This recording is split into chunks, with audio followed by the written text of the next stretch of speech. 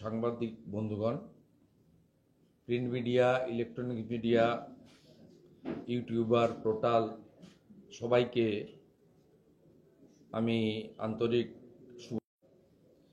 এবং তার ব্যবস্থাপক রাজ্য মিডিয়া সেলের যিনি কনভেনার ইনচার্জ রাজ্য কমিটির সদস্য তুষার ঘোষ মহোদয় আপনাদেরকে ব্রিফ করে দিয়েছেন। আমার সাথে যে দুজন আছেন তারা অত্যন্ত সম্মানীয় ব্যক্তিত্ব এবং আমাদের দলের সম্পদ। আমাদের সহসভানেত্রী ডক্টর সেলের অন্যতম একজন আমাদের বিশিষ্ট লিডারশিপও দেন ডক্টর মধুসন্ধ্যা কর মহোদয়া, এবং আমাদের ডক্টর মুখার্জি আছেন, তিনি ডক্টর শরদ্দত্ত মুখার্জি, তিনি আমাদের ডক্টর সেলের কনভেনার এবং করোনা কোভিডের পিরিয়ড থেকে অদ্যাবধি জনস্বার্থে একজন রাষ্ট্রবাদী চিকিৎসক হিসেবে তিনি উল্লেখযোগ্য ভূমিকা এই রাজ্যে নিয়ে চলেছেন। তা আমি আপনাদের কাছে আমাদের ডক্টর সেল তথা আমাদের পার্টির যে স্ট্যান্ড সেটা নিয়ে বলতে চাই যে মাননীয় স্বাস্থ্যমন্ত্রী, অপদার্থ স্বাস্থ্যমন্ত্রী তথা রাজ্যের মুখ্যমন্ত্রী গতকাল তিনি এবং তার স্তাবক রাজ্যের মুখ্য সচিব মনোজ পন্থ দুজন মিলে এই যে সম্প্রতি স্যালাইন কাণ্ড বা ভেজাল ওষুধ কাণ্ড ঘটেছে এবং যার বলি ইতিমধ্যে একজন প্রসূতি মা এবং একজন নবজাতক ইতিমধ্যে হয়েছে, আরও কতজন অজ্ঞাত হয়েছে বিগত দিনে বা আগামী দিনে হবে তার ঠিকানা নেই বা জানা নেই, কারোরই আমাদের কোনো ধারণা নেই। তা সেখানে কালকে মেদিনীপুর মেডিকেল কলেজের কতগুলি তরুণী জুনিয়র ডাক্তার বিশেষ করে যারা এই রাজ্যের স্বাস্থ্য ব্যবস্থার যেটুকু ভগ্নাংশ অবশিষ্ট আছে তাকে বাঁচিয়ে রেখেছেন কার্যত। সিনিয়র ডাক্তাররা নিশ্চয়ই তাদের অবদান আছে, কিন্তু আরএমও হিসেবে সমস্ত মেডিকেল কলেজ বা অন্যান্য জায়গায় এই জুনিয়র ডাক্তারদের ভূমিকা এবং যে কোনো এসওএস, যে কোনো ডিজাস্টার লাইক সিচুয়েশন বা কোনো অ্যাক্সিডেন্টাল ঘটনা ঘটলে যেখানে স্কিল্ড ম্যান পাওয়ারের প্রশ্ন থাকে সেক্ষেত্রে জুনিয়র ডাক্তারদের ভূমিকা বা ট্রেনি নার্সদের ভূমিকা আমরা কেউ অস্বীকার করতে পারি না। তাই তাদেরকে যে সাসপেন্ড করা হয়েছে, ভারতীয় জনতা পার্টির ডক্টর সেল ইতিমধ্যে সকালেই তাদের স্ট্যান্ড জানিয়েছে। আমরা আবার অফিসিয়ালি আমাদের ওয়ার্কিং প্লেস, স্টেট হেডকোয়ার্টারে যে ওয়ার্কিং প্লেস, সেখান থেকে জানাতে চাই যে আমরা এই সাসপেন্ডের সিদ্ধান্তের বিরোধিতা করছি এবং অবিলম্বে এই সাসপেনশন প্রত্যাহার করার জন্য অনুরোধ নয়, দাবি করছি। বিষয়টা মুখ্যমন্ত্রীর যে বরাবর একটা চালাকি, দ্বিচারিতা এবং মিথ্যাচার, তার প্রমাণ এই ঘটনার ক্ষেত্রেও তিনি দিয়েছেন। আমরা যে ক্ষেত্রে সম্প্রতি আরজিকর কাণ্ড বা অভয়াকাণ্ড যে নামেই বলুন, সেই ঘটনাতেও যখন সোচ্চার হয়েছে গোটা বাংলা, গোটা দেশ, পৃথিবীর নানা প্রান্ত, তখনও এই মুখ্যমন্ত্রী 10 লক্ষ টাকা ক্ষতিপূরণ, তারপরে এই ঘটনাটাকে চাপা দেওয়া, ঘটনার পিছনের রহস্য তাকে আড়াল করা, এভিডেন্স ডিস্ট্রয় করা, সব কাজটা তিনি তার সাঙ্গপাঙ্গদের নিয়ে করেছেন। এক্ষেত্রে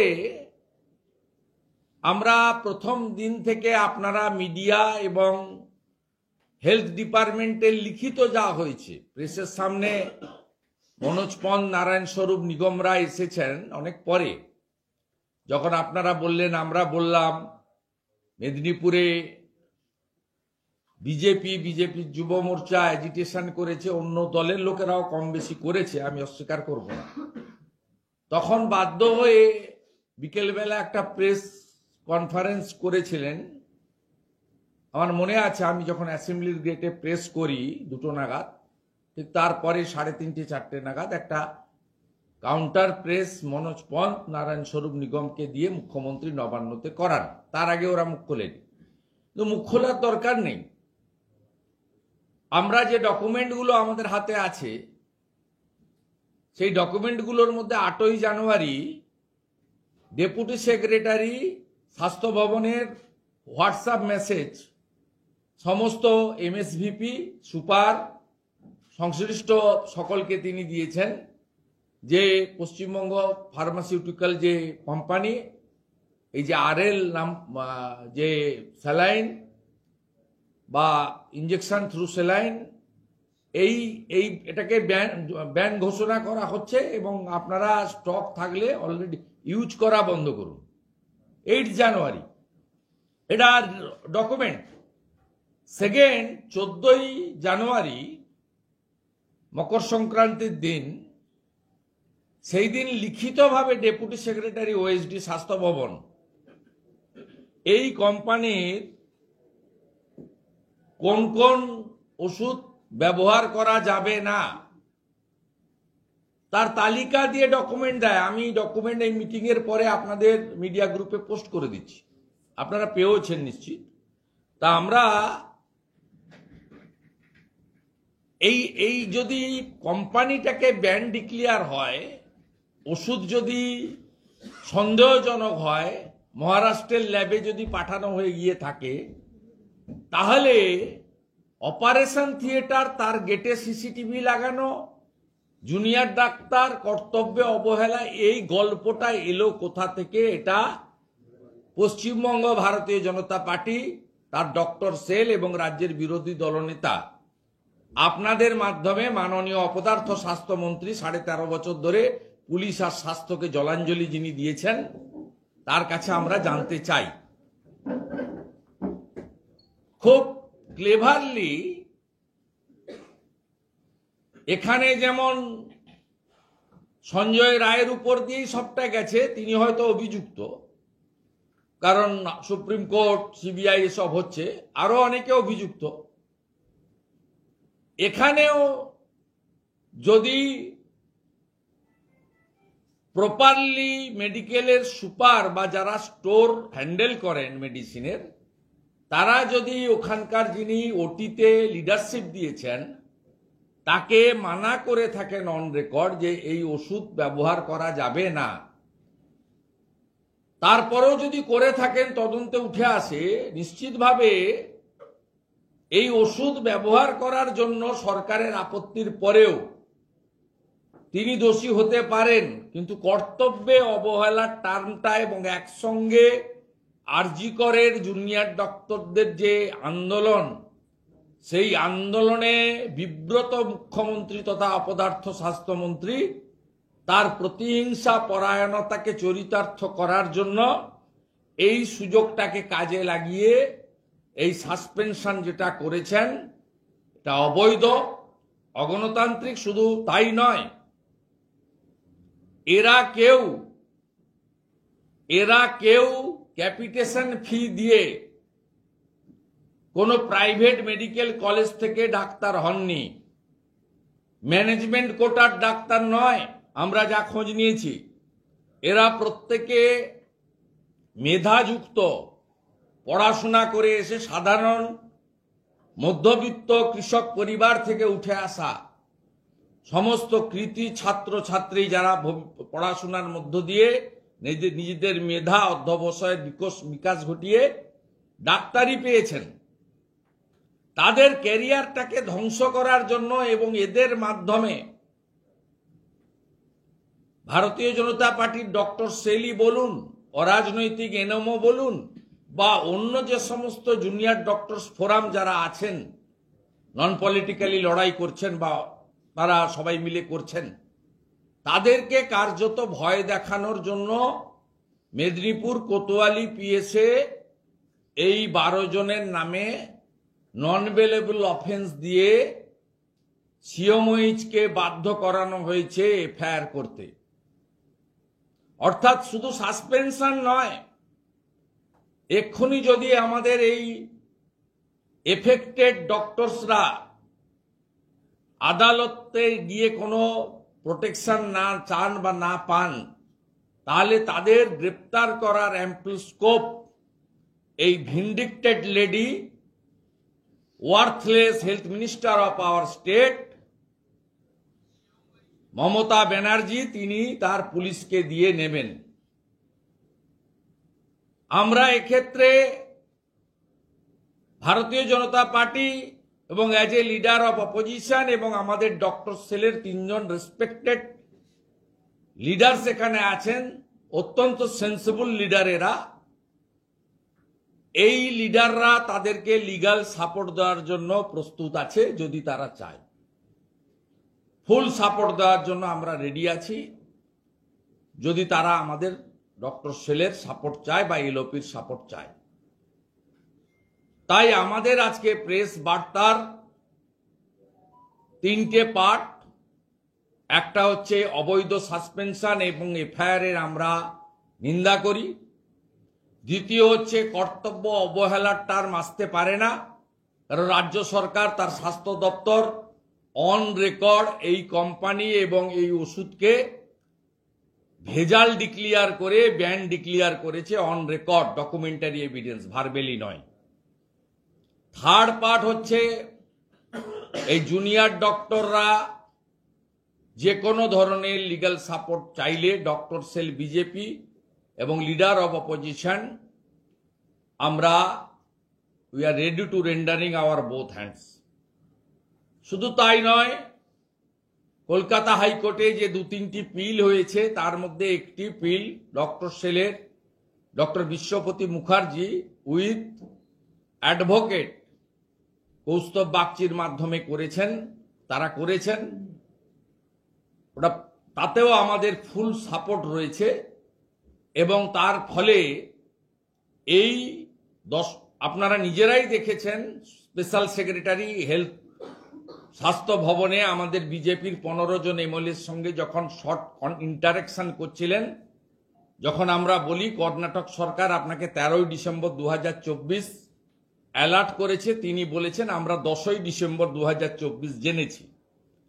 তাহলে 11ই ডিসেম্বর থেকে অদ্যাবধি 14ই জানুয়ারি পর্যন্ত যখন ফুল স্টককে ক্লিয়ার না করলো সরকার, এই 1 মাস 4-5 দিন কত পশ্চিমবাংলার রোগীকে এই ভেজাল এবং সাসপেক্টেড পয়জনাস স্যালাইন ইউজ করা হয়েছে তার তালিকাও আমরা চাই প্রকাশ করে, পাবলিকলি বা মিডিয়াকে না দিয়েও অন্তত পেশেন্টকে অ্যালার্ট করে তাদেরকেও প্রিকশনারি যে ট্রিটমেন্ট করা দরকার, প্রয়োজনে এইমসের সাহায্য নিয়ে, সে দাবিও আমরা করি। এবং এটা কালকে প্রপারলি কলকাতা হাইকোর্টে ভিকটিমের কম্পেনসেশন এবং কাদের শরীরে এই আরএল ব্র্যান্ড ইউজ হয়েছে তার তালিকাও সম্মানীয় প্রধান বিচারপতি 30 তারিখের মধ্যে জমা দিতে বলেছেন এবং 30 তারিখে নেক্সট ডেট রেখেছেন। ডক্টর বিশ্বপতি মুখার্জি এখানে আছেন, যিনি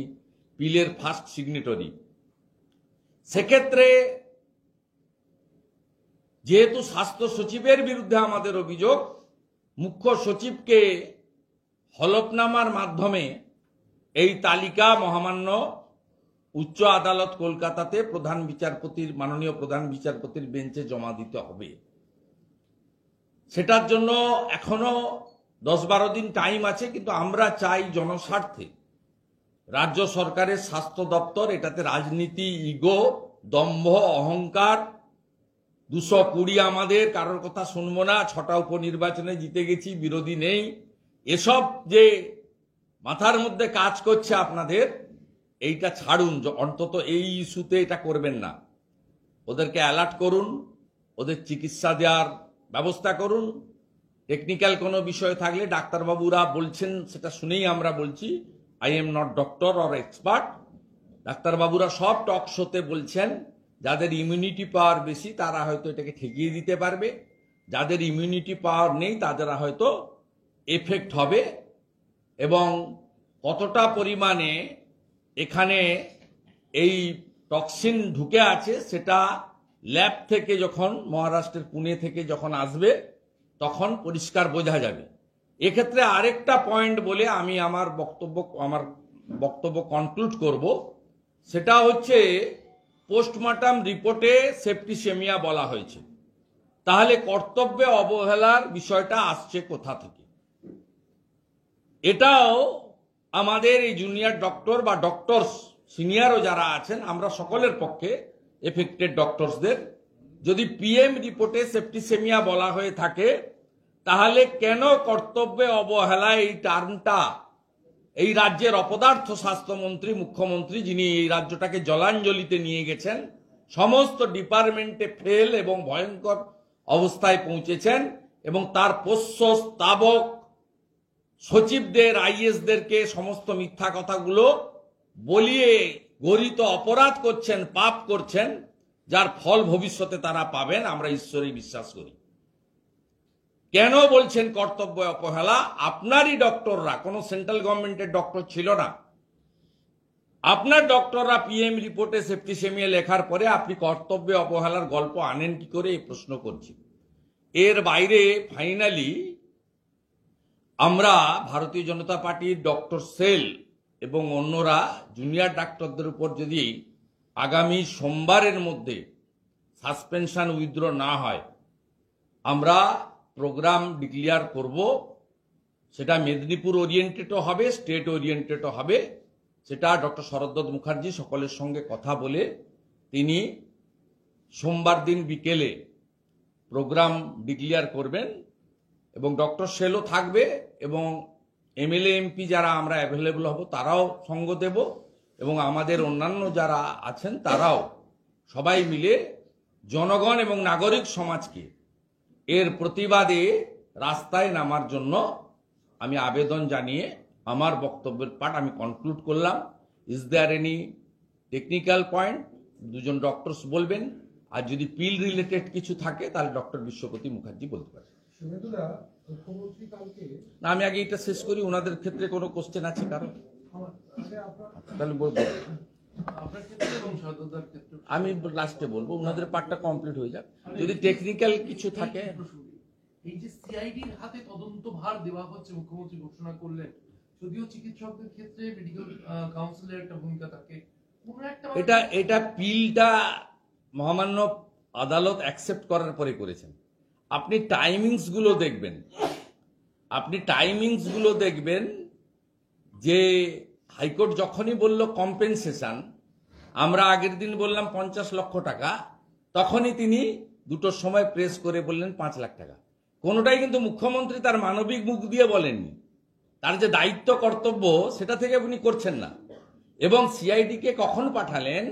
যখন ডাক্তার বিশ্বপতি মুখার্জি, কৌস্তব বাগচিদের পিলটা হাইকোর্ট অ্যাকসেপ্ট করলো গত বৃহস্পতিবার, দিয়ে বলল সোমবার দিন এটা রাখবো, বা সোমবার দিন নিল বৃহস্পতিবার রাখবো, তখনই কিন্তু আপনার এই সিআইডির ইনভেস্টিগেশনটা দেওয়া হলো।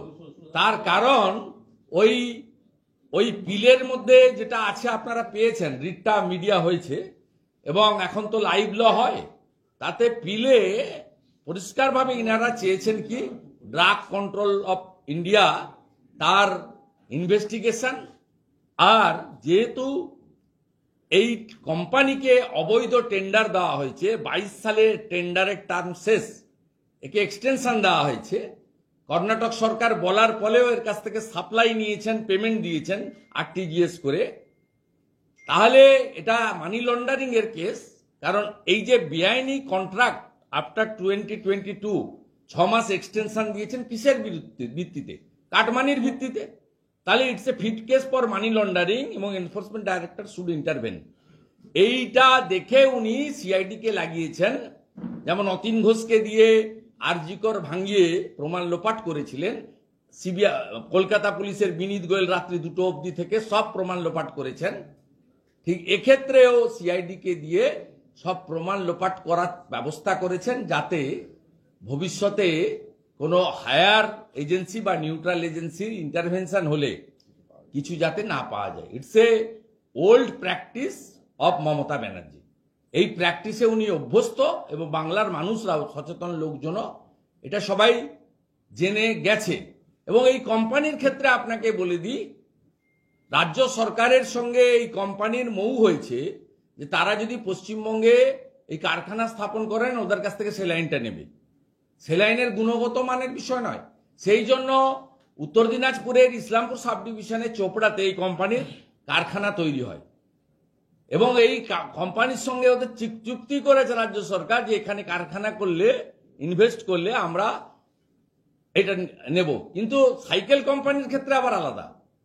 একটা সাইকেল কোম্পানি বাংলার এখানে পানাগড়ে জায়গা চেয়েছিল যে আমরা সাইকেল এখানে উৎপাদন করব, একই রেটে দেবো বা কম রেটে দেবো, সবুজ সাথীর সাইকেল আমাদেরকে দেওয়া হোক।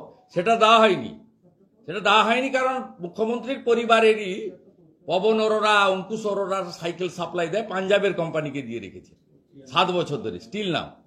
কিন্তু এই জাল ওষুধ তৈরি করার জন্য ইসলামপুরের চোপড়াতে ওদেরকে জমির ব্যবস্থা করে এবং প্রতি মাসে তৃণমূল কংগ্রেসের ফান্ডে ওখানে চোপড়াতে ওখানকার এমএলএ, ওখানকার যারা কর্তা ব্যক্তিরা আছে, কারখানা থেকে এসে 2 লক্ষ করে টাকা নিয়ে যায়। 1,99,000ও নয়, 2,01,000ও নয়, 2 লক্ষ করে টাকা প্রত্যেক মাসে লোকাল টিএমসি কে মান্থলি দিতে হয়। চোপড়ার টিএমসি এমএলএ নেতারা তারা ওখানে এনজয় করে। আমি নোয়িং ফুললি ওয়েল এবং খুব দায়িত্ব নিয়ে আমি এই কথাগুলো আপনাদের কাছে তুলে ধরলাম।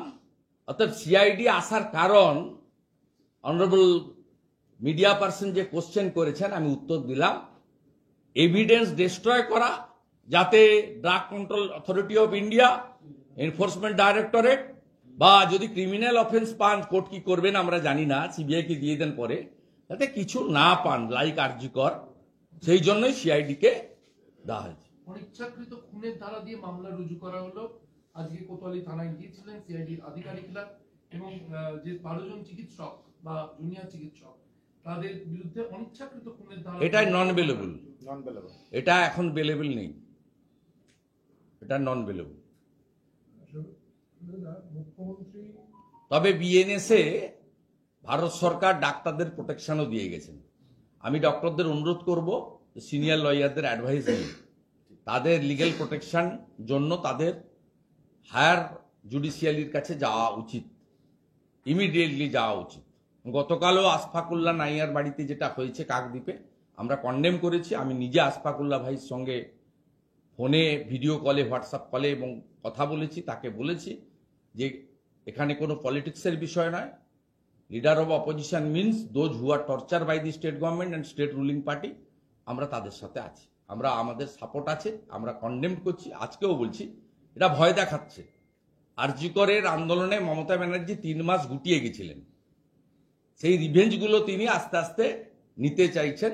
একজন প্রতিহিংসা পরায়ণ মুখ্যমন্ত্রী হাতে এই বাংলা পড়েছে এবং তাতে শুধুমাত্র আমরা যারা মেন অপোজিশন পার্টি বিজেপি নই, যারা প্রতিদ্বন্দ্বী তারা নই, শুধু ইনোসেন্ট কমন পিপুল এবং তার মধ্যে ডক্টর লয়াররাও আছেন, ইভেন হাইকোর্টের জাজরাও ভিক্টিমাইজ হয়েছে। আপনারা জানেন যে জাস্টিস অমৃতা সিনহার পরিবার থেকে শুরু করে জাস্টিস রাজশেখর মান্তার বাড়ি পর্যন্ত অ্যাটাক করা হয়েছে, সবাই জানে। তো এই রাজ্যে আমাদের সংবিধানের যে 4টা স্তম্ভ আছে, law maker, bureaucrat, judiciary, media person, কেউ এখানে আপনারা সেফ নন। আপনারা প্রত্যেকটা হাউস, 2-1টি হাউস ছাড়া বাদ দিয়ে প্রত্যেকে সন্দেশখালী এবং আরজিকরের ঘটনার পরে নানাভাবে আক্রান্ত হয়েছেন। আপনারা শুধু নন, পোর্টাল ইউটিউবার যারা আছেন তাদের অনেককেই জেল খাটতে হয়েছে, হ্যারাস হতে হয়েছে, তাদের অ্যাকাউন্ট পর্যন্ত ফ্রিজ করা হয়েছে, সিজ করা হয়েছে নানাভাবে। বিগ হাউসের লোকেদের উপরও টর্চার হয়েছে। ক্যামেরাম্যান সহ একটা বহুল প্রচারিত ইলেকট্রনিক্স চ্যানেলের লোককে সন্দেশখালিতে ইভিনিংয়ে আফটার তার ডিউটি কমপ্লিশনের পরে করা হয়েছে। আরেকটা বহুল প্রচারিত চ্যানেলের একজন রিপোর্টারের আমাদের মুকুন্দপুর যাদবপুরের বাড়ি তছনছ করে দেওয়া হয়েছে। এরকম মাল্টিপল নাম্বার অফ এক্সাম্পল আছে। সেক্ষেত্রে এখানে কনস্টিটিউশনের 4টে যে পিলার, তার 4টে পিলারের কেউই সেফ নয়, সকলেই আনসেফ। এমন একটা রাজ্যে আমরা বাস করছি, এটাকে কার্যত বলা যেতে পারে স্বৈরতান্ত্রিক ব্যবস্থাপনা এবং জঙ্গলের রাজ্য। আপনি একটু আগে যে আরজি করার কথা বললেন, এই প্রসঙ্গে আনছি বিষয়টা। 14ই আগস্ট রাত, আমরা অনেকগুলো আগস্টের দুটো রাতের মধ্যে 14ই আগস্ট রাত যেদিনকে ভাঙচুর করা হয়েছিল, আপনি আজকে প্রেস কনফারেন্সে উল্লেখ করেছেন, কলকাতা পুলিশ এতদিনেও 150 দিনেও কি উদ্দেশ্যে সেখানে ভাঙচুর করা হয়েছিল, কারা ভাঙচুর করেছিল এবং কার নির্দেশে সেমিনার রুমের পাশে থাকা সেই ঘরটি ভেঙে দেওয়া হলো, এগুলো উদ্ধার করতে এর সঙ্গে একটু অ্যাড করে দিই, আগামীকাল রায় আরজিকর মামলা রায় হতে চলেছে দেখুন রায় কি দেবেন জাজ জানেন, এবং চার্জশিট হয়েছে, যে অ্যারেস্ট হয়েছে কলকাতা পুলিশের হাতে, পরবর্তীকালে হ্যান্ড ওভার হয়েছে তার এগেনস্টে। কিন্তু অ্যাজ এ পার্সন আমরা কেউই মানে স্যাটিসফাইড হতে পারছি না। এই কাজটা একার কাজ নয়, এবং নিশ্চয়ই সাপ্লিমেন্টারি চার্জশিটের স্কোপ আছে। যেহেতু সুপ্রিম কোর্ট দেখছেন যে সুপ্রিম কোর্টকে আমাদের দেশের মাননীয় প্রধানমন্ত্রী সরকারও মান্যতা দিয়ে চলেন, সুপ্রিম কোর্টের কোনো সিদ্ধান্ত খুব একটা পার্লামেন্টে চেঞ্জ করেন না, আমাদের অন্তত ল অ্যাবাইড মানে আমাদের গভর্নমেন্ট। তা আমরা বিশ্বাস করি যে সুপ্রিম কোর্ট এবং সেন্ট্রাল ব্যুরো অব ইনভেস্টিগেশন তারা যেহেতু ফাইনাল চার্জশিট দেয়নি, সাপ্লিমেন্টারি চার্জশিট বাকি আছে, তাতে তারা বিষয়টাকে আরও বেশি করে, যেটা পশ্চিমবঙ্গের মানুষ চাইছেন, ওনার পরিবার চাইছেন, সন্দেহটা দূর করার ক্ষেত্রে তারা ইতিবাচক ভূমিকা নেবে। আর কালকের রায়ের ব্যাপারে আমি অন্তত বিশেষভাবে উৎসাহিত নই। আমি চাই যে পুরো র্যাকেটটাকে সামনে আনুক, এবং যারা এভিডেন্স ডিস্ট্রয় করেছে তারা পার পেয়ে যাচ্ছে। বেলেবল সেকশনে চার্জশিট দেওয়া যেত, কারণ যে সেকশনে অভিজিৎ মণ্ডল এবং সন্দীপ ঘোষ অ্যারেস্ট হয়েছিল ওটা বেলেবল সেকশন, ওটা ওদের পাটে যে ল্যাকুনা ছিল তার উপরে দেওয়া হয়েছিল দায়িত্বে অবহেলা, কর্তব্যে অবহেলা। সেটা বেলেবল সেকশন বিএনএস এর অন্তর্গত, যেটা আগে সিআরপিসি আইপিসি। কিন্তু সেক্ষেত্রে চার্জশিটটা দেওয়া যেতেই পারত। সেটা নিয়েও আমাদের পার্সোনাল ওপিনিয়ন ডিফারেন্স আছে, কিন্তু আমরা মনে করি যে এই চ্যাপ্টার ক্লোজ হয়ে যায়নি। ও ভারতবর্ষের সর্বোচ্চ আদালত অভয়ার কেসকে এক্সেপশন হিসেবে ধরে তারা তার পরিবারকে এবং সমাজকে স্যাটিসফাইড করবে। কারণ অভয়া কেসের পরেও এই রাজ্যে শিশুকন্যা বা নারী নির্যাতন এতটুকুও কমে যায়নি। অনেকগুলো ইনসিডেন্ট ঘটেছে অভয়া কাণ্ডের পরে, 9ই আগস্টের পরে অন্তত 10টা বড় ইনসিডেন্ট ঘটেছে কুলতলি থেকে শুরু করে গোটা রাজ্যে, যে ঘটনাগুলো অত্যন্ত পেনফুল এবং মর্মান্তিক। তাই অভয়া কাণ্ডে যদি এক্সাম্পলারি দৃষ্টান্তমূলক শাস্তি এবং পুরো র্যাকেটকে ঠিক না করা হয়, এবং কলকাতা পুলিশের সিপি সহ হেলথ ডিপার্টমেন্টকে যদি প্রপারলি শিক্ষা না দেওয়া হয়, তাহলে আমার মনে হয় পশ্চিমবঙ্গে শিশুকন্যা, নারী এবং কর্মরত অবস্থায় আমাদের লেডিরা যারা হসপিটালে কাজ করেন বা অন্য জায়গায় রাত্রে কাজ করতে বাধ্য হন, তাদের ক্ষেত্রে ভয়ঙ্কর পরিণতি হবে। সুপ্রিম কোর্ট ইন্টারফেয়ার না করলে সিভিক ভলেন্টিয়ার্স কি জিনিস আমরা জানতাম না। সুপ্রিম কোর্ট বলেছে এই জিনিস চলে না, তাই তুলতে বাধ্য হয়েছে। সুপ্রিম কোর্ট ইন্টারফেয়ার না করলে মাননীয় Alapan Bandyopadhyay on behalf of মুখ্যমন্ত্রী যে এটা বের করেছিলেন রাজ্য সরকারের যে অ্যাডভাইসারি, যাতে বলেছিলেন মহিলাদেরকে অ্যাডভাইস করা হচ্ছে একটু কম কাজ করতে সন্ধ্যের পরে, এটাও প্রত্যাহার করতে বাধ্য হয়েছে। বিধানসভায় আমি তুলেছিলাম, আপনারা লাইভ করেছিলেন অপরাজিতা বিলের দিন। কিন্তু পরবর্তীকালে সুপ্রিম কোর্ট যখন বলল যে আপনি এটা করতে পারেন না, ভারতবর্ষের ব্যবস্থাপনাতে মহিলা পুরুষ এভাবে আলাদা কিছু হয় না। ইভিনিং এর পরে রাজ্যের মুখ্যমন্ত্রী, মহিলা মুখ্যমন্ত্রী বলতে আমার লজ্জা হচ্ছে, তিনি তার প্রধান উপদেষ্টা আলাপন বন্দ্যোপাধ্যায়কে দিয়ে প্রেস ব্রিফিং করে নোটিফিকেশন করলেন যে ইভিনিং এর পরে মহিলারা যেখানে যেখানে কাজ করেন একটু কম কাজ করুন, আওয়ারটা কমিয়ে দিন। তা আমার কথা নয়, রাজ্য সরকারের লিখিত সার্কুলারের কথা। এবং এটাও প্রত্যাহার হয়েছে সুপ্রিম কোর্টের প্রপার ইন্টারভেনশনের পরে এবং স্ট্রিকচারের পরে। তাই আমরা উই আর হোপফুল যে ফাইনালি ভারতবর্ষের সর্বোচ্চ আদালত সুপ্রিম কোর্ট তারা সমাজে এমন বার্তা দেবেন যাতে পশ্চিমবঙ্গে শিশুকন্যা, নারী এবং বিশেষ করে কর্মরত অবস্থায় যে মহিলারা রয়েছেন তারা প্রোটেকশন পান। লক্ষ্মী যদি বাড়ি চলে যায়, লক্ষ্মী ভাণ্ডার দিয়ে কোনো লাভ নেই মাননীয়া। আপনি একটা, কালকে আমি গ্রামে গেছিলাম, প্রত্যন্ত চন্দ্রকোনার ওই গ্রামে কৃষক পরিবারের, গরিব পরিবারের একটা মাকে আপনি কেড়ে নিলেন আর তার দায়ভার চাপালেন কতগুলো মেধাযুক্ত ডক্টরদের উপরে, যে ডাক্তারবাবুদেরকে আমরা মানুষরূপী ভগবান বলে মনে করি। 14ই আগস্ট রাতের যে ভাঙচুর, যার তদন্ত কলকাতা পুলিশের করার কথা ছিল, 14ই আগস্ট রাতে ভুল করে 3 তলা 3rd ফ্লোর নানান আমরা বক্তব্য পেয়েছি, সেমিনার রুমের পাশের ঘর, বাথরুম ভাঙচুর করা হবে। যখন সারা রাজ্য রাজ্জাগছে তখন আর্জিকর ভাঙচুর করছে কি দুষ্কৃতী। অতীন ঘোষ বলেছে, আমাকে মমতাদি ফোন করেছিল, আমার কথা তো নয়। মিডিয়াতে দেখিয়েছে ছোট ছোট ট্রাকে করে কারা এসেছে, এরা পার্টিকুলার কমিউনিটির গুন্ডারা যারা ভোট লুট করে, তাদেরকে সমস্ত জায়গা থেকে, বেলগাছিয়া তো মূলত লিড করেছে, তার সঙ্গে কামারহাটি থেকে শুরু করে বহু জায়গা থেকে ছোট ছোট গাড়ি করে কয়েক হাজার মব অ্যাসেম্বল করা হয়েছিল এবং সব নন তৃণমূল কংগ্রেসের লোক। এবং অতীন ঘোষ তো বলেছে, মুখ্যমন্ত্রী আমাকে ফোন করেছিলেন, তিনি বলেছেন 13 তারিখে মুখ্যমন্ত্রী আমাকে ফোন করেছিলেন, ফোন করে এটাই বলেছিলেন। এবং কেউ না বলা সত্ত্বেও সিপি সেখানে রাত্রি 12টায় পৌঁছান, রাত্রি 2:40 বেরিয়ে যান এবং ফেস টাইম কলে মুখ্যমন্ত্রীকে বলে যান যে অপারেশন ইজ ওভার, অর্থাৎ এভিডেন্স সব ডিস্ট্রয় করে দিলাম। দেবরার বিধায়ক, তৃণমূল বিধায়ক, তিনি কার্তিক মহারাজকে জেলে ঢুকিয়ে দেওয়ার কথা বলছেন, সন্ত্রাসবাদী বলছেন। কোথাও গিয়ে দাঁড়িয়ে মনে হচ্ছে না যে বাংলাদেশের এরকম চিন্ময় প্রভুকে, একজন হিন্দু সন্ন্যাসীকে জেলে ঢুকিয়ে দেওয়া হচ্ছে? এখানেও ঠিক একই জিনিসটা সাদৃশ্য কোথাও দেখা যাচ্ছে না? এটা তো একেবারে বাস্তব।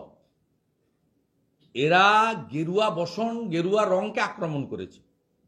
মেটাল কালার করতে বলেছিল ভারত সরকার হেলথ এগুলোকে, ইনস্টিটিউশনগুলোকে, সেটা করেনি। ন্যাশনাল রুরাল হেলথ মিশনের গাইডলাইন ভায়োলেট করেছে। মেটাল কালারের সঙ্গে রাজনীতির কি সম্পর্ক আছে?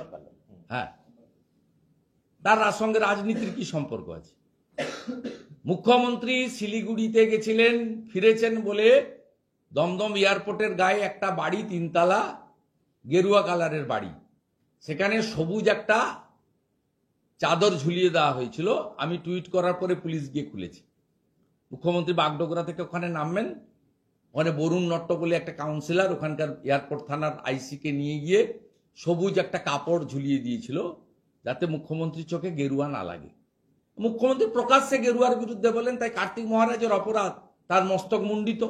কার্তিক মহারাজের অপরাধ তিনি শাকাহারী, কার্তিক মহারাজের অপরাধ তিনি গেরুয়া বসন পরে থাকেন, কার্তিক মহারাজের অপরাধ তিনি চিন্ময় কৃষ্ণ প্রভু যেটা চেয়েছিলেন তিনি এই বাংলাতে, ভারতবর্ষে সেটা করছেন, যা স্বামী প্রণবানন্দ ভারত সেবাশ্রম সংঘ সৃষ্টি করেছিলেন। কেন হরিচাঁদ সাগর, গুরুচাঁদ সাগর মতুয়া তৈরি করেছিলেন ইসলামীকরণের বিরুদ্ধে, নইলে কয়েক কোটি মানুষ ইসলাম নিয়ে নিত।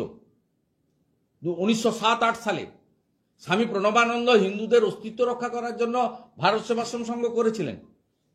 আজকে চিন্ময় কৃষ্ণ প্রভু বাংলাদেশের এখানেও আছে, হিন্দুদের মধ্যে যে নানা মত, নানা পথ যে বিভক্ত ছিল, সেই বিভাগটাকে রেখে ব্রাহ্মণ, ক্ষত্রিয়, বৈশ্য, সদ্য, রামকৃষ্ণ মিশন, ঠাকুর অনুকূল চন্দ্র, ইস্কন ইত্যাদি ইত্যাদি, এই যে বিভাগ, সেটাকে বলেছেন রাখুন এটা, কিন্তু সামনে আনুন সনাতনী ভাবধারা এবং সনাতনী একতা। এই কাজটা চিন্ময় কৃষ্ণ প্রভু করেছেন। এই কাজটা এখানে কার্তিক মহারাজ, প্রদীপ্তানন্দজি মহারাজ পূজ্যপাত করতে চাইছেন। তাই তৃণমূলের চোখে চক্ষুশূল হচ্ছেন, কারণ তৃণমূল 30% মুসলমান ভোট নিয়ে জিততে পারবে না, তাকে 15% হিন্দু ভোট চাই। আর কার্তিক মহারাজরা যদি সনাতনীর ঐক্যবদ্ধতা চান, আর যদি 70% হিন্দুর 70% হিন্দু এক হয়ে যায়, 49% হয়ে যায়, তাহলে তো সরকার বদলে যাবে। 39% হিন্দু জনজাতি অলরেডি ঐক্যবদ্ধ হয়ে বিজেপিকে ভোট দিচ্ছে, আর 5% সনাতনী জনজাতি যদি ঐক্যবদ্ধ হয়ে যায়, তারা ভাতার লোভ ছেড়ে নিজের ধর্মরক্ষতি রক্ষিত এটাতে যদি চলে আসে গীতাতে, তাহলে বুঝেছেন বিপন্ন। এটা তো চেয়ার দখল করে রাখো, রোহিঙ্গাদের ঢোকাও, ডেমোগ্রাফি বলতে দাও, জনসংখ্যা পাল্টে দাও, হাম দো হামারা চার আমারা ছয়, এইসব করে বাংলাকে হাতের বাইরে নিয়ে যাও এবং 50% পরে মুসলিম পার্সোনাল ল বোর্ড শরিয়া কানুন লাগু করে দাও। তখন বলবে আমরা বাংলা ভারতবর্ষ থেকে আলাদা হয়ে গেলাম। এই চেষ্টা স্বাধীনতার আগেও হয়েছে। সেই কারণেই 1947-এর 20 জুন পশ্চিমবঙ্গ বিধানসভার, তখন নাম ছিল আইনসভা, সেদিন ডক্টর শ্যামাপ্রসাদ মুখার্জির নেতৃত্বে, এবং অস্বীকার করার উপায় নেই, ইতিহাস আমরা অস্বীকার করি না, জ্যোতিবাবুও সমর্থন করেছিলেন, 58 জন হিন্দু আইনসভার এমএলএ সেদিন ভোট দিয়েছিলেন আমরা ভারতে থাকব, আর 21 জন মুসলিম আইনসভার সদস্য ভোট দিয়েছিলেন আমরা তদানীন্তন পাকিস্তান অর্থাৎ পূর্ব পাকিস্তানে থাকবো, আজকের বাংলাদেশ। এটা পরিষ্কার, এ তো আজকে নয়, 47 সাল থেকে যে লড়াই, এই লড়াইতে হুমায়ুন কবির ঠিকই বলছেন যে প্রদীপ্তানন্দ মহারাজ সন্ত্রাসবাদী। তার অপরাধ, তিনি সন্ন্যাসী, গৃহস্থ জীবন ছেড়ে সন্ন্যাস ধর্ম নিয়েছেন। তার অপরাধ তিনি গেরুয়া বসন পড়েন। তার অপরাধ তিনি শাকাহারী, সম্পূর্ণ শাকাহারী। তার অপরাধ তিনি নেশাভান করেন না। তার অপরাধ তিনি বেদ, উপনিষদ, গীতা, রামায়ণ, মহাভারতের কথা উল্লেখ করেন। তার অপরাধ শ্রী চৈতন্যদেব, স্বামী বিবেকানন্দ, প্রণবানন্দের কথা তিনি বলেন। তার অপরাধ তিনি সনাতনীদের ঐক্যবদ্ধ হতে বলেন। 26-এ বিপদ আসন্ন, আপনারা ঐক্যবদ্ধ হন, নইলে আপনারা বিপন্ন হবে। এই কথাগুলোর জন্য কার্তিক মহারাজ হুমায়ুন কবিরের মতো একজন সাম্প্রদায়িক লোক, এটা হুমায়ুন কবির 2, ওটা হুমায়ুন কবির 1, যিনি বলেছিলেন আমরা এখানে 70 ভাগ 30 ভাগকে কেটে ভাগীরথীতে পাঠাবো, ওটা হচ্ছে হুমায়ুন কবির 1, এটা হচ্ছে হুমায়ুন কবির 2। তা উনিও অনেক কীর্তি করেছেন।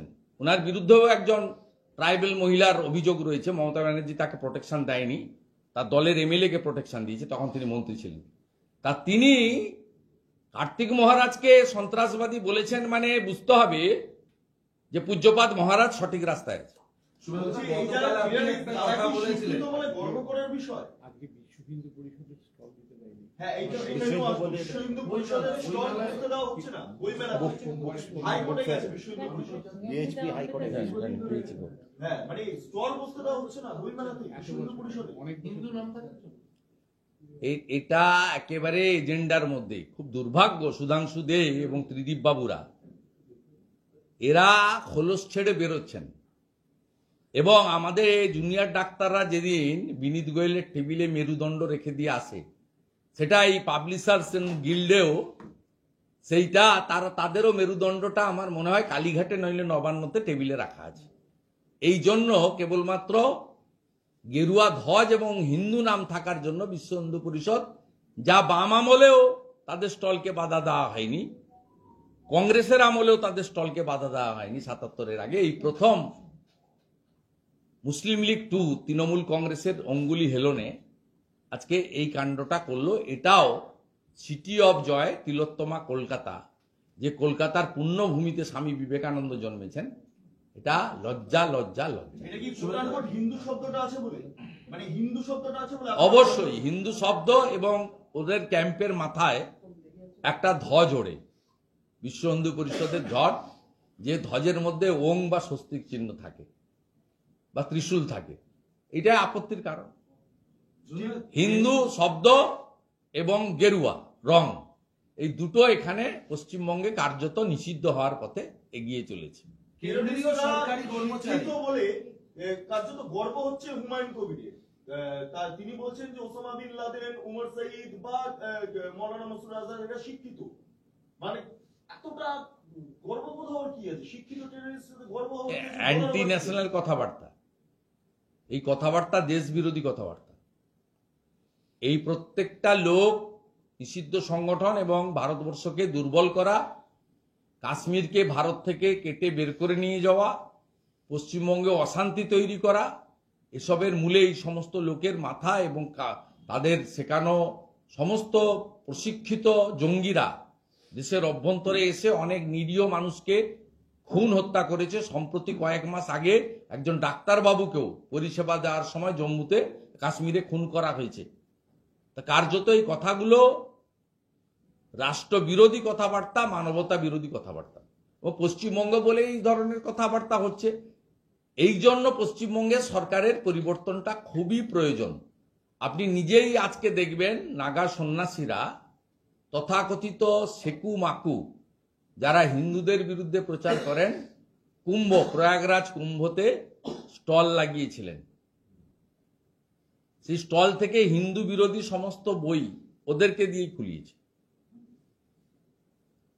খুলিয়েছে। এক্ষেত্রে উত্তরপ্রদেশের যে কড়া শাসন বা অনুশাসন পশ্চিমবঙ্গে খুব প্রয়োজন।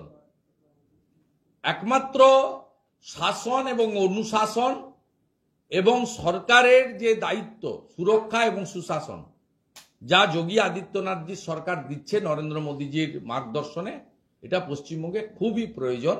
পশ্চিমবঙ্গের আমরা তো চেষ্টা করে যাচ্ছি। পশ্চিমবঙ্গের গরিষ্ঠ সংখ্যক মানুষ যদি এটা বুঝতে পারেন, তাহলেই আপনাদের এই প্রশ্নের সমাধানগুলো মিলবে।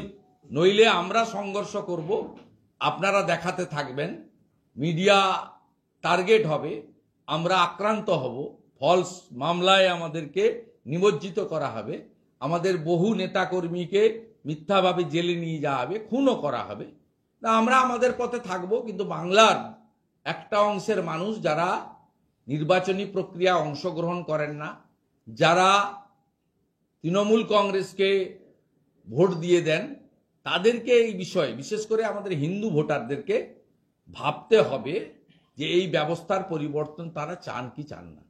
আমরা কথা দিতে পারি, পরিবর্তনের বাংলা যদি আসে, আমরা 1 বছরের মধ্যে পশ্চিমবাংলায় এই ধরনের সাম্প্রদায়িক রাজনীতি, ধর্মীয় অসহিষ্ণুতা এবং শরণার্থীদেরকে প্রকৃত আশ্রয় দিয়ে অনুপ্রবেশকারীদের চুলের মুঠি ধরে বাংলার বাইরে নিয়ে যাওয়া, কাঁটাতার দেওয়ার জন্য সম্পূর্ণ জমি দেওয়া এবং উত্তরপ্রদেশের মতো সুশাসন সুরক্ষা, গুজরাটের মতো শিল্পায়ন এবং কর্মসংস্থান আমরা দেব।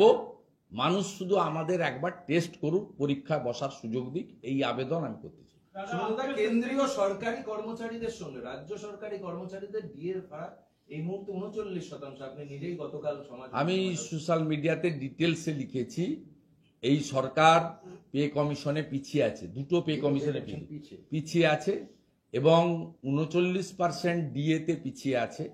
এবং শুনলে আপনি অবাক হবেন, জিপিএফ এর টাকা, যা কর্মচারীদের নিজেদের টাকা, তারা যদি এখন কোনো প্রয়োজনে দরখাস্ত করে, তাকে বলা হয় যে আপনার যদি চিকিৎসার বলে যে আপনারা হসপিটালের রেকর্ড নিয়ে আসুন।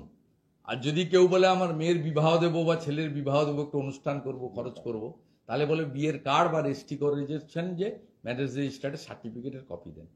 মানে এই সরকার এতটাই দেউলিয়া হয়ে গেছে, জিপিএফ এর টাকা, যা আপনার নিজের টাকা, সেই টাকা তুলতে গেলেও রেশনিং করছে। আপনি 5 লাখ টাকা চাইলে আপনাকে 1 লাখ টাকা দিচ্ছে।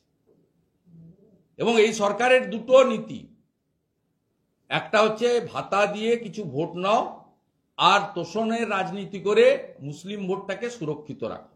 সেই কারণে মমতা ব্যানার্জি হোক, হুমায়ুন কবির হোক, সিদ্দিকুল্লাহ হোক আর ফিরহাদ হাকিম হোক, প্রত্যেকের টোন একই। উগ্রপন্থী হোক, পাকিস্তানি হোক, আফগানিস্তানের লোক হোক, মোল্লা ইউনিসি হোক, যেই হোক, সাদ শেখ হোক আর জাভেদ মুন্সি হোক, সকলেই তাদের কোলের ছেলে। আর আমরা যারা বাঙালি হিন্দু, আমরা পিঠের ছেলে। যে টোনের কথা আপনি বললেন, সেই টোন ধরে একটা প্রশ্ন।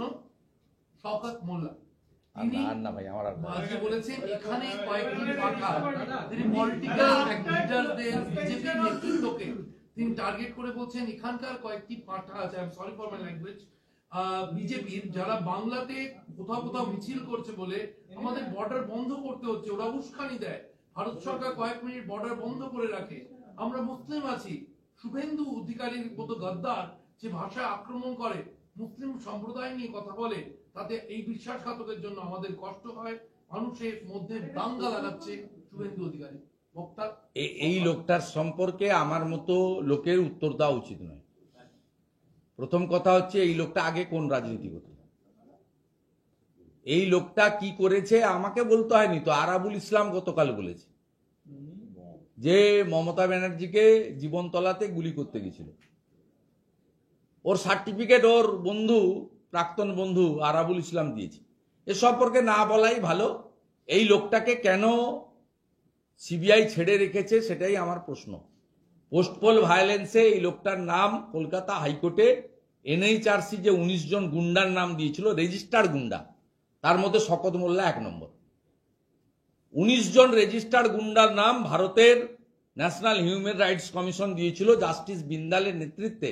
যে 5 ম্যান জাজ হয়েছিল তারা বলেছিলেন ফ্যাক্ট ফাইন্ডিং করে দিতে এনএইচআরসির 5 ম্যান টিমকে।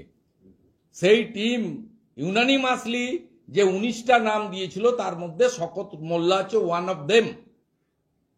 Terrorist declare by the NHRC 2021 সালে কোর্টে জমা পড়েছিল। এর সার্টিফিকেট তো এনএইচআরসি দিয়েছে, আমাকে কেন ওর সম্পর্কে সময় নষ্ট করতে হবে? ফার্স্ট। সেকেন্ড হচ্ছে কোল স্ক্যামে নিজাম প্যালেসে ওকে 15 বার ডেকেছে, ও 3 বার গেছে। পুরুলিয়া আসানসোলে লালার যত কয়লা, দক্ষিণ 24 পরগনা, উত্তর 24 পরগনা, সুন্দরবন এলাকায় যত অবৈধ ইটভাটা টালিভাটা আছে সব কন্ট্রোল এরা করে এবং তার কয়লা সাপ্লাই করতে হয়ে আমি আশ্চর্য হয়ে যাই এই কয়লার কেসে বা পোস্টপোল ভায়োলেন্স কেসে এই লোকটা বাইরে থাকে কি করে? এই লোকটাকে ভিতরে ঢুকিয়ে অন্তত শাহজাহান, বালু এদের মতো, কেষ্টদের মতো 2-2.5 বছর তো ভিতরে রাখা উচিত সংশোধন করার জন্য। সংশোধিত ভাষণ শোনেন না এখন অনুব্রত মণ্ডলের? শান্তির কথা, ঐক্যের কথা, উন্নয়নের কথা বলেন, গুড় বাতাসার কথা বলেন না, নকুলদানার কথা বলেন না, ঢাকের আওয়াজ দেন না। কারণ উনি পশ্চিমবঙ্গের জেলে ছিলেন না, উনি তিহারের জেলে ছিলেন। তিহারের জেলে শীতকালে 4:30 আর গরমকালে 3:30টার সময় রোল কল হয়, বিকেল 4টের সময় ডিনার নিয়ে ঢুকে যেতে হয়। পার্থরা বুঝতে পারছে না, পার্থ, শাহজাহান তারা এখানে 5 স্টারে আছে, বেলের মোরব্বাও খাচ্ছে, অষ্টমীর দিন লুচি ডালও খেয়েছে, রবিবার পাঁঠার ঝোলও খাচ্ছে। আমি বলছিলাম সেদিন না, সুদীপ বন্দ্যোপাধ্যায় জানে জেল কি জিনিস। রোজ ভ্যালির কেসে 4 মাস ভুবনেশ্বরে ছিল, তার মধ্যে 1.5 মাস জেলে ছিল আর 2.5 মাস অ্যাপোলো হসপিটালে ছিল ভুবনেশ্বরে। ওই 1.5 মাসে ওর হালুয়া টাইট হয়ে গেছে। ওই জন্য দেখবেন কথাবার্তায় অত্যন্ত মিষ্টতা, ভদ্রতা, শালীনতা আছে। কেস অনুব্রতর তাই হয়েছে, এরা সব পার পেয়ে যাচ্ছে। এই জন্য আমি বলি পশ্চিমবাংলার 21 সালের পরে যত মামলা হয়েছে, পোস্টপোল ভায়োলেন্স হোক এবং করাপশনের মামলা হোক, সব মামলা পশ্চিমবঙ্গের বাইরে ট্রান্সফার করা উচিত। তাহলে সংশোধনাগার তো আজীবন কেউ থাকে না, মার্ডার কেস ছাড়া যাবজ্জীবন হয়, ফাঁসি হয়। অন্য যে করাপশনের কেস বা অন্য কেসে 7 বছর 10 বছর এগুলো হয় এবং সেখানে প্রাথমিকভাবে 1.5-2 বছর থাকার পরে আপিল করলে কোর্ট একটা ইন্টারিম বেল গ্র্যান্ট করে। সেক্ষেত্রে এরা যে আপনি অনুব্রত এবং সুদীপ বন্দ্যোপাধ্যায়ের যে সংশোধনাগারে গিয়ে সংশোধিত হওয়াটা দেখছেন, আর এখানকার জেলে যারা থাকে তাদের সংশোধন দেখতে পাবেন না। যেমন বাকিবুর রহমান এখন লন্ডন যেতে চাইছে, রেশন কেলেঙ্কারির যিনি কিংপিন, লন্ডনে যেতে চাইছেন। এতে সবাই দুবাই, লন্ডন, সিঙ্গাপুর, বড় বড় ব্যাপার। মুখ্যমন্ত্রী বাড়ির লোকরা যেমন 11 সালের আগে কেউ বিদেশে যেতেন না, এখন সব বিদেশে যান। চোখ দেখাতে গেলেও হপকনসে যান, 1 কোটি টাকা নিচে জমা দিতে হয়, দিয়ে তারপরে হসপিটালে ঢুকতে হয়। This is the ground reality of West Bengal. অনেক মানুষ বলেন কেন্দ্র কি করছে? কেন্দ্র ল অ্যান্ড অর্ডার কেন্দ্রকে দিয়ে যায়নি সংবিধান। Law and order exclusively state subject এবং এখানে সিবিআই বা অন্য ইনভেস্টিগেশন করতে গেলে কোর্টের থ্রু করতে হয়, স্টেট গভর্নমেন্ট কাজ করতে দেয় না। যতগুলো সিট কলকাতা হাইকোর্ট করেছে, দাড়িভিটের ঘটনা হোক, কালিয়াগঞ্জের ঘটনা হোক, সিটকে প্রপার লজিস্টিক সাপোর্ট দেয়নি। আমার কাছ থেকে জানতে হবে না, আপনি মাননীয় পঙ্কজবাবু মারা গেছে, তিনি বলেছেন অনেকবার, উপেন বিশ্বাস আছেন, উপেন বিশ্বাসের কাছ থেকে জানবেন যে কোর্ট থেকে তৈরি করা সিটকে রাজ্য সরকার কোনো অ্যাসিস্ট্যান্স, লজিস্টিক সাপোর্ট, অ্যাকোমোডেশন, কোনো অ্যাসিস্ট্যান্স দেয়নি। অতএব পশ্চিমবাংলার মানুষ চাইছেন এক্ষুনি এরা চলে যাক, কিন্তু এভাবে হয় না। এদেরকে সরাতে গেলে আপনাদেরকে ২৬ সালের যে গণতন্ত্রের মহোৎসব আসছে, তাতে গণতন্ত্রের ডু অর ডাই লড়াইতে আপনাদের ঠিক করতে হবে যে vote for corrupted Mamata, autocrat Mamata, or no vote to Mamata. এই দুটোর মধ্যে একটা আপনাকে বেছে নিতে হবে। এবং আমরা আবারও বলি, যারা ভোট কাটছেন লেফটের লোকেরা বা অন্য যারা, তারা আগে গিয়ে জনগণকে বলুন যে নো ভোট টু মমতা। আপনারা আগে গিয়ে বলছেন no vote to Modi, no vote to BJP. আপনাদের উদ্দেশ্য নষ্ট হচ্ছে।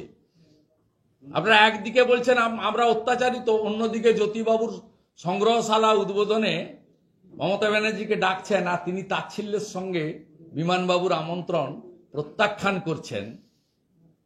এটা এখনো যে ২-৪ জন সিপিএম এর কমরেড ঘুরে বেড়াচ্ছেন নিচের তলায়, জবাব চাই, জবাব দাও, চোর ধরো, জেল ভরো, তাদেরকে বলি আপনাদের উপরে পুরো কমপ্লিট সেটিং আছে। সেটিং আমাদের সঙ্গে নেই। বাংলার ২,৩৩,২৭,০০০ মানুষ আমাদের ভোট দিয়েছে। অ্যাপ্রক্স 40% ভোটার বিজেপির ভোট ব্যাংক তৈরি হয়েছে। We need only 5% Hindu vote. বাকি হিন্দুরা বাড়ি থেকে বেরিয়ে এসে ভোটিং করুন। অন্য দলকে যে হিন্দুরা ভোট দিচ্ছেন, আমাদের ভোট দিন। আমরা হিন্দু ভোট নিয়েই বাংলাতে একটা সরকার তৈরি করব এবং সমস্ত ভারতীয়কে সুরক্ষা দেব, উন্নয়ন দেব, সুশাসন দেব। সে ভারতীয়দের মধ্যে হিন্দুও থাকবে, মুসলিমও থাকবে, শিখও থাকবে, খ্রিস্টানও থাকবে, জৈনও থাকবে, বুদ্ধিস্টও থাকবে, কোনো সমস্যা নেই। আমরা ধর্মীয় কারণে উৎপীড়িত হওয়া হিন্দুদেরকে শরণার্থী হিসেবে আশ্রয় দেব, বুদ্ধিস্টদেরকে, আর অনুপ্রবেশকারীদেরকে চুলের মুঠি ধরে ভাগাবো। অনুপ্রবেশকারী আর শরণার্থী এক নয়। অনুপ্রবেশকারী মুসলমান আর ভারতীয় মুসলমান এক নয়। গুলিয়ে ফেলবেন না। আর না না না, আপনি কি বলছিলেন এই doctor Mukherjee? Is there any point আপনার সাইডে? আমি শুধু একটা জিনিস বলতে চাই, এই যে ডাক্তারদের বলেছে যে আচ্ছা, ডক্টর মুখার্জি একটা কোর্ট ম্যাটার বলবেন। কোর্ট ম্যাটার বলবেন আপনি একটা, প্লিজ প্লিজ শুনুন, লিসেন। এটা অন হয়নি।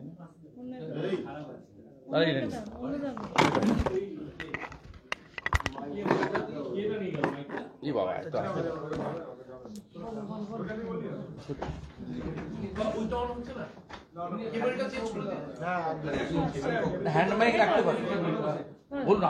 এত একটা কথা, এই জিনিসটা ঘটনাটা কিন্তু বছর দেড়েক ধরে চলছে এবং প্রচুর পেশেন্টের কিডনি প্রবলেম হচ্ছে। আপনারা যদি খোঁজ নেন দেখুন, প্রচুর পেশেন্ট ক্রনিক সিকেরির পেশেন্ট হচ্ছে এবং ডায়ালিসিস চলছে। এটা নাম্বার ওয়ান। আর সেদিন যে জিনিসটা করা হয়েছে, যে জুনিয়র ডাক্তাররা চিকিৎসা করতে পারবে না, পানিশেবল অফেন্স বলে দিয়েছে। এনএমসি, ন্যাশনাল মেডিকেল কাউন্সিলের গাইডলাইন আছে যে এদেরকে চিকিৎসা করতে দিতে হবে, এদের এতগুলো ওটি করতে হবে ইন্ডিপেন্ডেন্টলি এবং এতগুলো অ্যাসিস্ট করতে হবে, তাদেরকে লগবুক ফিল আপ করতে হয়। 10 বছর কোনো আরএমও নেই। এই যে ছেলেটাকে যদি কোনো ওটি না করতে দেওয়া হয়, তাহলে ভবিষ্যতে পরে গিয়ে সে তখন সুপার স্পেশালিটি হসপিটাল বা অন্য জায়গায় কি করে সামলাবে? সে যদি ওটি না করতে পারে, তাকে যদি শেখাতে না। আর কিন্তু এটা মেদিনীপুর নার্সিংহোমে হয়নি, মেদিনীপুর মেডিকেল কলেজে, যেটা এনএমসির গাইডলাইন মেনে চলে। কাজেই এনএমসির গাইডলাইনকে ভায়োলেট করছে এই সরকার। যাদেরকে ওটি করতে দেওয়ার জন্যে মানে ভুলভাল কথা বলে তাদেরকে 12 জনকে সাসপেন্ড করছে, এই জিনিসটা একদম অর্থহীন। কারণ এই গাইডলাইন মানে এই মেডিকেল কলেজগুলো চলে। 10ই ডিসেম্বর আমি আর ডক্টর বিশ্বপতি কিন্তু এখানে হুইসেল ব্লোয়ার হয়েছিলাম। আমরা কিন্তু স্বাস্থ্য ভবন, স্বাস্থ্য ডিপার্টমেন্ট আমাদের সবাইকে সচেতন করেছিলাম, কারণ ততক্ষণে কর্ণাটকে এই ঘটনা ঘটে যায়। ডক্টর বিশ্বপতিও এখানে ছিলেন, আমিও ছিলাম, কিন্তু তার সত্ত্বেও 1 মাস লেগে গেল এবং একটি মৃত্যু দিয়েই কিন্তু আমাদের কথা যে সঠিক ছিল সেটা প্রমাণিত হলো। একটি মৃত্যু না, অনেক মৃত্যু। Shohida, after suspension of 12 junior doctors and seniors, now cases has been slapped against those doctors. those doctors if needed. What is your reaction? Just I got a message from Midnapur Medical College, the aggrieved doctors. They are interested to talk with me. I am ready to rendering my hands. As a leader of opposition, it's my duty.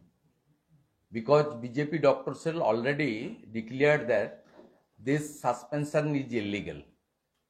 It's a autocrat decision by the failed Health Minister as well as Chief Minister Mamata Banerjee. Tomorrow is the verdict day of the Archikor rape and murder case. Many expectations are being raised by the victim family. What is your expectation? Because I am not passing any comment regarding the judgment. It's a under process, a part of the process of the judiciary. But we the Bengal people are not happy because we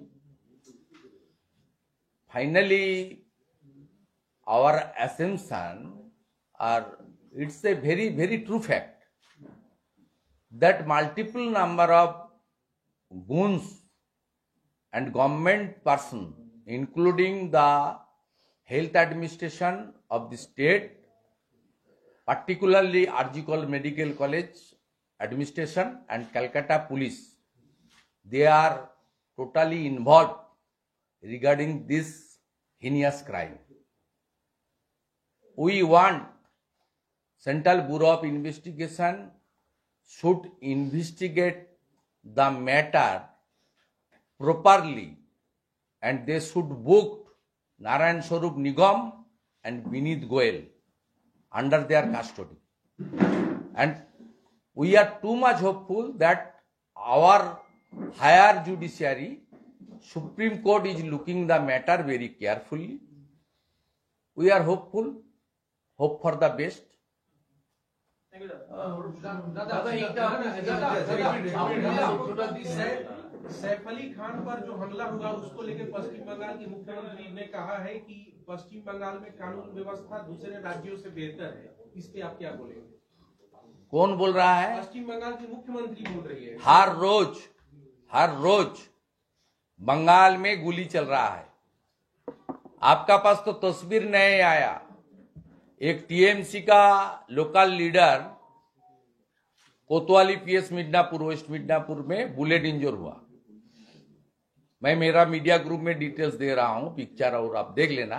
अब तक police को पास जो FIR गया, बोला तुम bullet हटाओ, bullet injury हटाओ। आप इस कहां है आप? प्रिजन वैन के अंदर जो एक्यूज्ड प्रिजनर है उनका पास हथियार था, उसका हथियार से 2 पुलिस कर्मी के ऊपर घायल, प्राणघाती घायल कर दिया। चीफ मिनिस्टर को पहले तो सिलीगुड़ी जाकर वो दोनों को विजिट करना चाहिए था। DG went there, but police minister should go. Bengal का चीफ मिनिस्टर देवेंद्र फडणवीस जी को कोई सुझाव देने का जरूरत नहीं है, कोई जरूरत नहीं है। महाराष्ट्र का लॉ एंड ऑर्डर देखने के लिए एफिशिएंट चीफ मिनिस्टर है Devendra Fadnavis. He is looking the matter very seriously. और वहां इस सब काम में धर्म के आधार पर, राजनीति के आधार पर काम नहीं होता है। दूसरा प्रदेश में यहां धर्म के आधार पर और राजनीति से आधार पर पुलिस ने काम करता है। 90% एफआईआर फॉल्स। चीफ मिनिस्टर को रिजाइन देना चाहिए।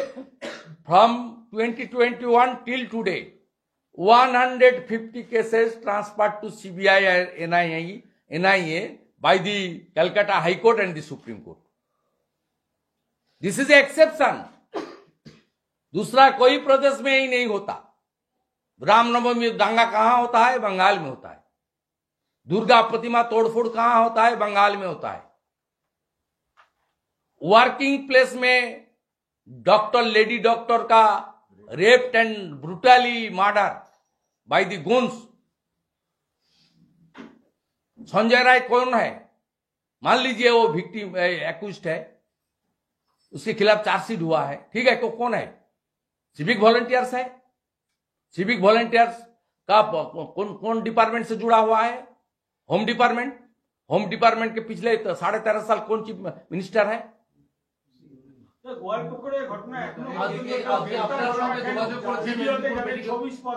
হবে না সাধারণ পুলিশ কর্মী তো, ওই জন্য হবে না কিছু। আর একটা আপনি ভাবতে পারেন কোন রাজ্যে আছে যেখানে পার্মানেন্ট ডিজি নেই? ডিজি করে ভারত সরকারের কাছ থেকে অ্যাপ্রুভেল নিতে হয়, ইউপিএসসি তে পাঠাতে হয় 3 ম্যান প্যানেল, সেখান থেকে তারা একজনকে চুজ করে পাঠায়।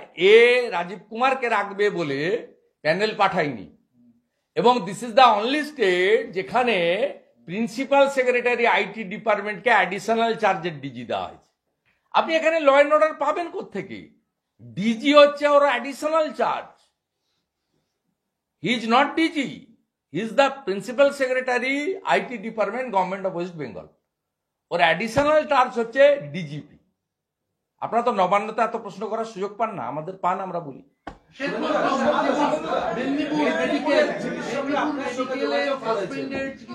আমি মেসেজ পেয়েছি, ডিটেলস জানি না, আমি কথা বলতে ইন্টারেস্টেড, আমি ওকে করে দিয়েছি।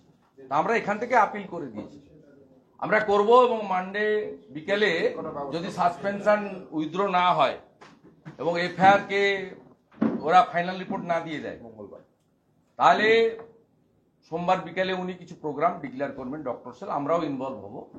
আমরা সবাই কথা বলে নেবো, স্টেট প্রেসিডেন্ট আমি কথা বলে নেবো, আমরা সবাই ইনভলভ হব এবং আমরা প্রপারলি মাঠে নামবো। আর একটা ডক্টর যদি অ্যারেস্ট হয় তাহলে মেদিনীপুর কোতোয়ালি থানার সামনে আমরা ধর্ণা দেব। যখনই অ্যারেস্ট হবে তার কয়েক ঘন্টার মধ্যে ওখানে থানার সামনে আমরা ধর্ণা স্টার্ট করব এবং আমরা কমপ্লিটলি, ওরা যদি চায় উইদাউট ফ্ল্যাগও আমরা রাজি আছি। আমরা জুনিয়র ডক্টর এবং ডক্টর যারা সাসপেন্ডেড এবং যারা ভিক্টিমাইজ তাদের পক্ষে একদম আমাদের দুটো হাত একদম रेडी করা আছে। दादा अखिलेश यादव ने ना मैं अखिलेश यादव के लिए दिल्ली का स्पोक्स पर्सन